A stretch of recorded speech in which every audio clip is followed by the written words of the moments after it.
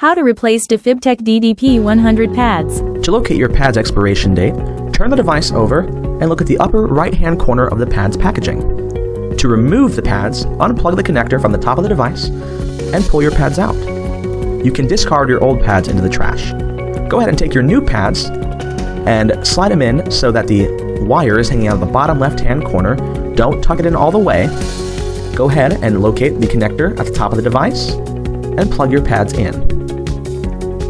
Now you can go ahead and tuck your pads in nice and tight until the wire is taut, and you can tuck the wire into the guide. Now that you have just successfully installed your pads and battery, your AED is rescue ready.